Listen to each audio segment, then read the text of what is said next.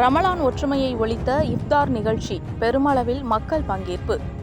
கோவையில் புனித ரமலான் மாதத்தை முன்னிட்டு அதிமுக சார்பில் ஜிஎம் நகர் பகுதியில் சிறப்பான இஃப்தார் நிகழ்ச்சி அம்மா பேரவை பகுதி செயலாளர் அப்துல் ஜலீல் தலைமையில் அம்மா பேரவை துணை செயலாளர் கோட்டை சேட் முன்னிலையில் சிறப்பாக நடைபெற்றது.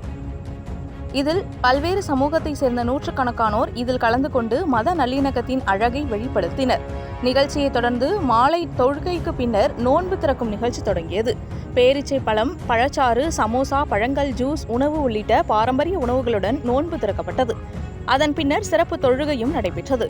நிகழ்ச்சியின் சிறப்பு விருந்தினர்களாக சட்டமன்ற உறுப்பினர்கள் அம்மன் கே. அர்ஜுனன், KR ஜெயராம், நஞ்சுண்டாபுரம் பகுதி செயலாளர் சாரமேடு சந்திரசேகர் ஆகியோர் கலந்து கொண்டு இஃப்தார் நிகழ்ச்சியை சிறப்பித்தனர்.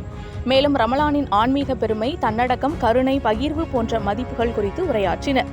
இஃப்தார் என்பது வெறும் உணவு பகிர்வு அல்ல, அது ஒற்றுமை, சகோதரத்துவம் மற்றும் மனிதநேயம் ஆகியவற்றை வலியுறுத்தும் தருணம் என அவர்கள் குறிப்பிட்டனர்.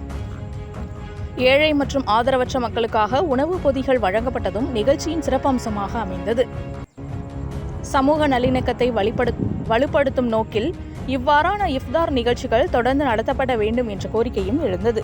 இஃப்தார் என்பது இஸ்லாமியர்கள் ரமலான் மாதம் முழுவதும் நோன்பு இருந்து ஒவ்வொரு நாளும் சூரியன் அஸ்தமிக்கும் நேரத்தில் நோன்பை திறக்கும் நிகழ்வாகும். இது ஒழுக்கம், தியாகம் மற்றும் இறை நம்பிக்கை ஆகியவற்றை வளர்க்கும் ஒரு ஆன்மீக பயிற்சியாக கருதப்படுகிறது. இஃப்தார் நிகழ்ச்சிகள் பொதுவாக பள்ளிவாசல்கள், சமூக மண்டபங்கள் அல்லது திறந்தவெளி இடங்களில் நடைபெறுகின்றன. இதில் மத வேறுபாடின்றி பலரும் கலந்து கொள்வது சமுதாய ஒற்றுமைக்கு ஒரு நல்ல அடையாளமாக பார்க்கப்படுகிறது.